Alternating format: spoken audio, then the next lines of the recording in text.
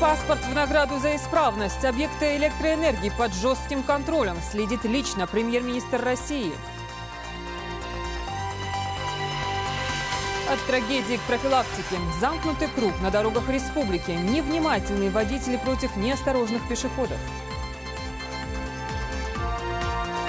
Здесь был храм. Сенсация в Таргиме. Найдены руины 7-вековой давности. Это новости 24, в студии Лейла Цурова. Добрый вечер.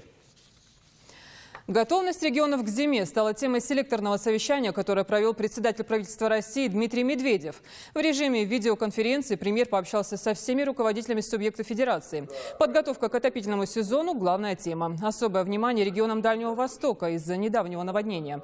Также на совещании председателю правительства доложили, что проверено более 12 тысяч объектов электроэнергетики и получено соответствующие паспорта. Медведев отметил, что в целом по стране ситуация с готовностью к холодам стабильная.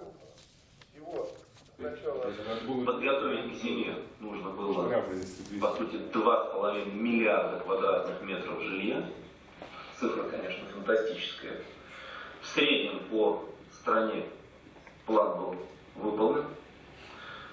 Но есть территории, где он не выполнен до конца. Это Тыва, Бурятия, Коми, Тверская область и Калининградская область.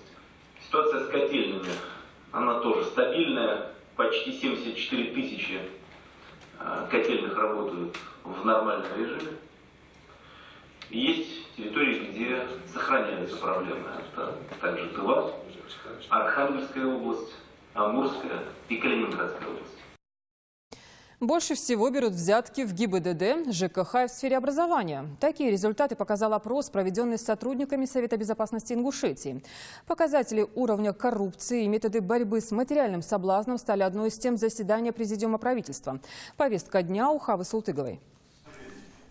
Первой темой обсуждения стала борьба с коррупцией. Секретарь Совета безопасности Республики Алихан Кузгов доложил, что за 10 месяцев 2013 года возбуждено более 60 уголовных дел коррупционной направленности. Из них около 30 по взяткам. В результате 7 человек осуждены, более 30 заплатили штрафы. Яркий пример борьбы с коррупцией – операция ФСБ, которую провели на прошлой неделе. Недавно прошли мероприятия по линии ГИБДД, где были проверены огромное количество участников процессов, в том числе и начальник ГИБДД Республики Ингушетия, и его подчиненные. Глава подчеркнул, что задержанные не в первый раз были замечены в коррупционных схемах. Многие, опять же, в середине, которые решат вот эти все дела, без ведома начальника творят свои дела. Ну и, конечно, интересные факты по задержанным. Эти задержанные, ряд, они уже не один раз задерживаются за эти преступления, почему-то оказываются на свободе. И сейчас жестко требую по этому поводу всех органов правопорядка не допустить, чтобы они соскочили снова с этого направления. По данным опроса Совета безопасности, больше всего берут взятки в ГИБДД, ЖКХ и в сфере образования. Но многие жители даже не считают нужным заявлять об этом. О необходимости формирования системы знаний антикоррупционной направленности говорит тот факт, что 70% почти респондентов знают, куда и кому следует обратиться с жалобой. И при этом только 20-30% респондентов жаловались в соответствующие службы. Причина кроется в том, что почти 60% опрошенных граждан затрудняется ответить, может ли подобное обращение положительно повлиять на решение их текущих проблем. Руководство республики считает, что для борьбы с коррупцией у руководителя каждого ведомства и министерства должен быть свой блог, куда любой житель смог бы обратиться с жалобой. Указание создать такие сайты дал глава республики. Однако, несмотря на его указания, сайтов еще нет у Министерства образования, здравоохранения и Комитета по туризму. Юнусбек Евкуров указал, что в короткие сроки это должно быть исправлено. Также на заседании обсудили контроль за сдачей ЕГЭ. Евкуров распорядился установить камеры видеонаблюдения в местах приема экзаменов, а также на вокзалах и в больницах. Мы ставили задачу по всем роженицам, во всех домах, там, где прием детей, везде поставить видеокамеры с архивом, где все операции поставить видеокамеры с архивом, чтобы потом можно было прокрутить. Также глава республики велел сократить количество рабочих в унитарных предприятиях. Хава Султыгова, Тимур Карахоев, Новости 24. К другим темам. Сегодня утром в селении Плиево Назрановского района был объявлен режим контртеррористической операции. Был заблокирован частный дом, в котором засели несколько участников бандподполья. После 3-часовых переговоров правоохранительным органам удалось вывести из дома 2 женщин и 3 детей, которые находились вместе с бандитами. Как сообщили в Национальном антитеррористическом комитете, боевики открыли стрельбу по сотрудникам правоохранительных органов. Один из них получил ранение средней тяжести, он госпитализирован. В результате спецоперации 2 бандита были нейтрализованы.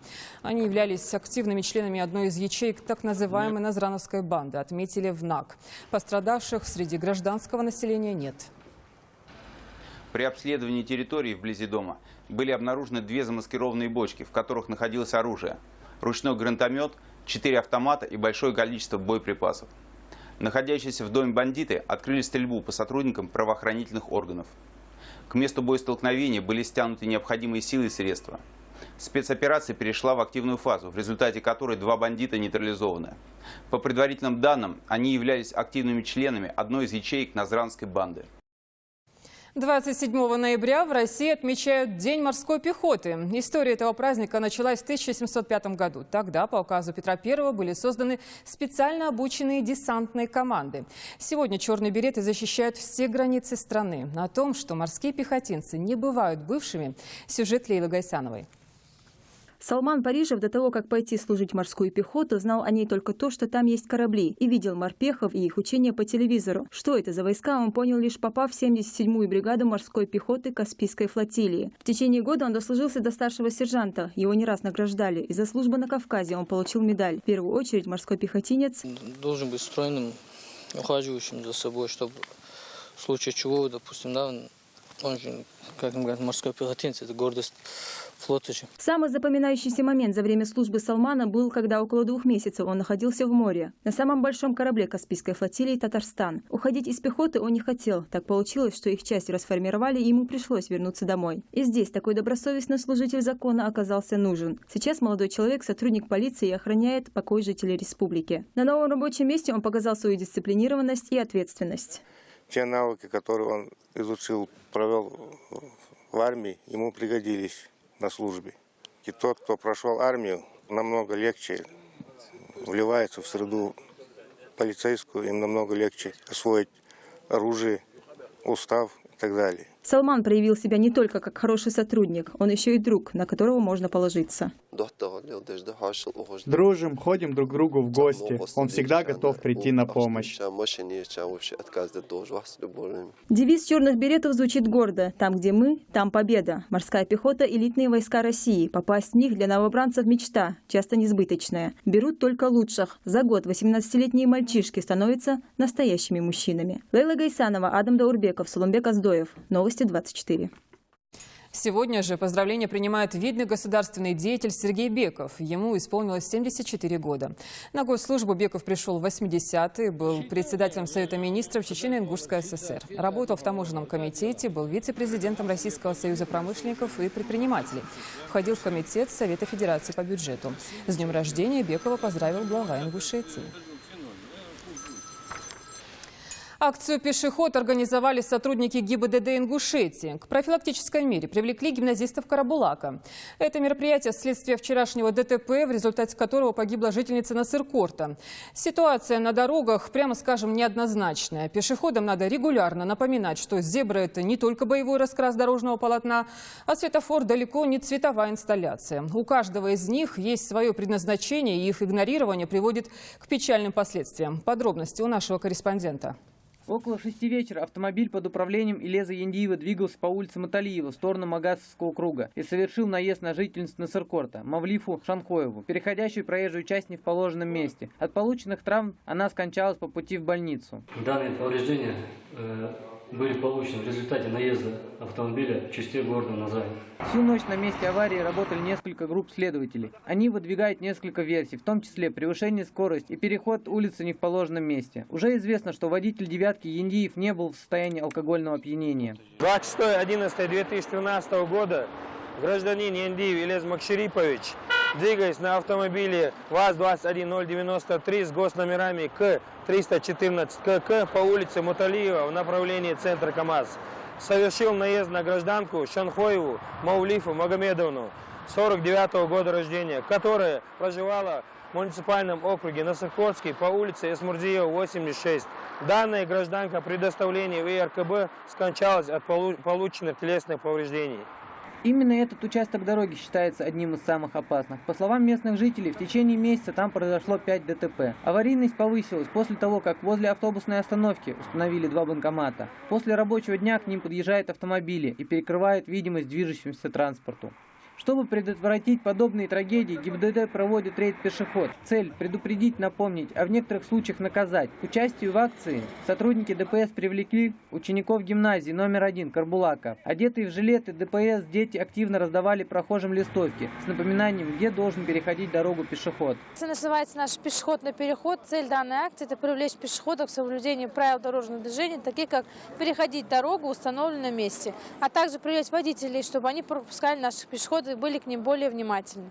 Участники акции выбрали это место не случайно, ведь в нескольких метрах от дороги находится школа, дом культуры, а разрешенная скорость там 30 км в час, но не все соблюдают скоростной режим. Также без внимания не остались и сами водители, им дети раздавали памятки. Сегодня мы раздавали листовки водителям и пешеходам. Мы хотели этим сказать, что нужно переходить дорогу только на зебре. И я хотела сказать водителям, соблюдайте правила дорожного движения.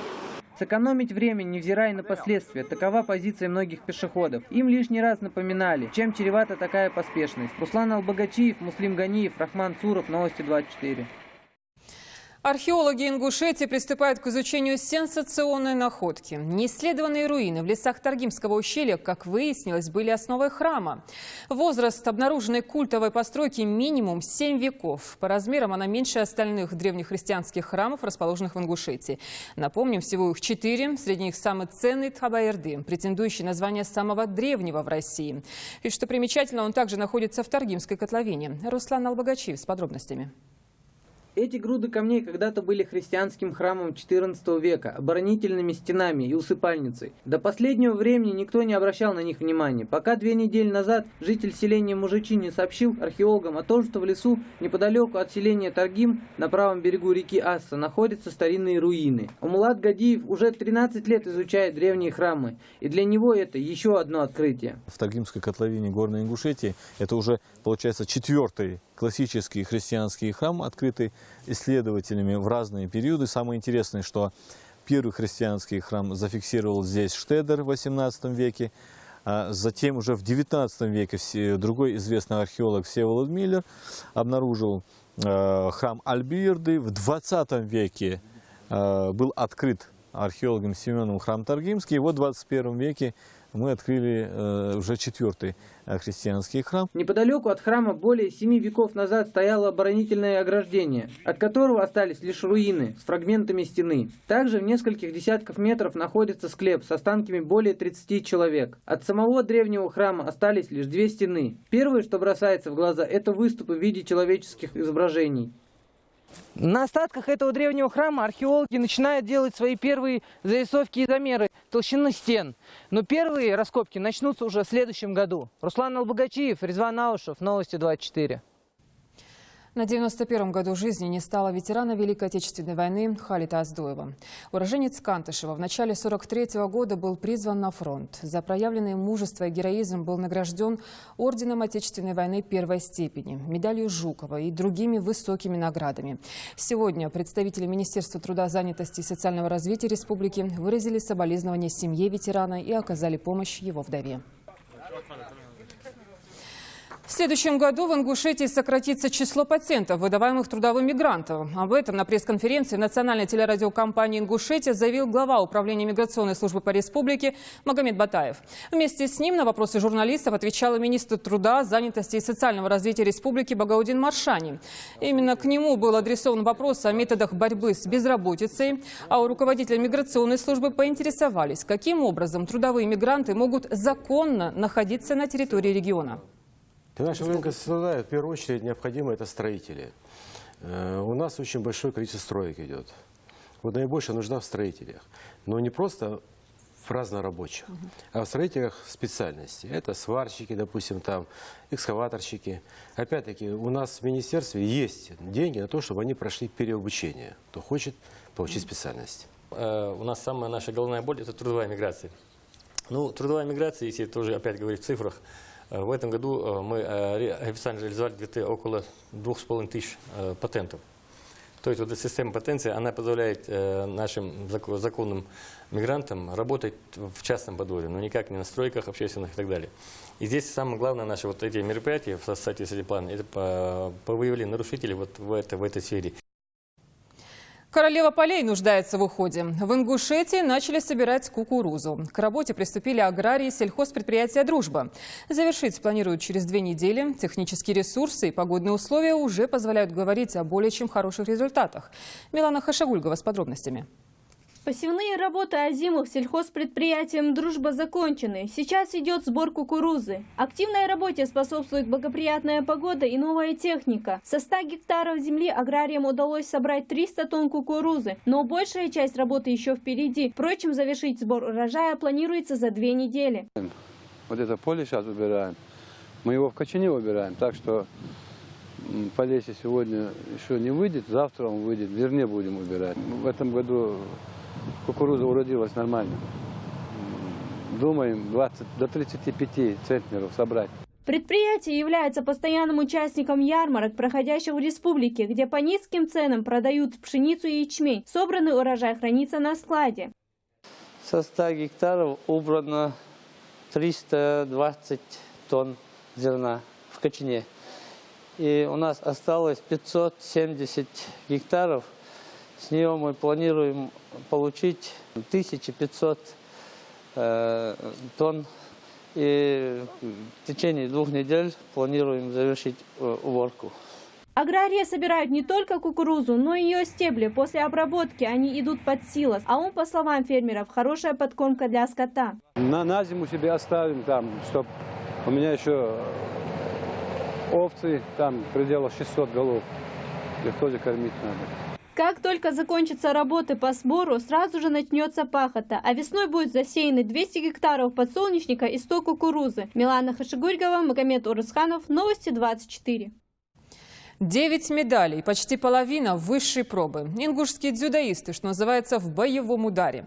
Чемпионы вернулись со всероссийского юношеского турнира в Черкесске. Победителей и призеров встречал наш корреспондент Магомед Измайлов. Главным событием турнира стала победа ингушских дзюдоистов в общекомандном зачете. У наших спортсменов 9 медалей, 4 золотых и 5 бронзовых. Алихан Цычоев 4 раза выходил на татами и ни разу не проиграл. У него первое место, весит 90 килограммов. За выход в финал с земляком у меня была тяжелая схватка с ингушом. И в финале кабардинцев тоже. В начале 2 минут я подвигался, потом уже атаковал, на лазаре бросил. А в финале 2 юка выиграл. Молодой тренер спортсменов Юнус Хутиев говорит о том, что в последние 5 лет ингушские дзюдоисты показывают хорошие результаты.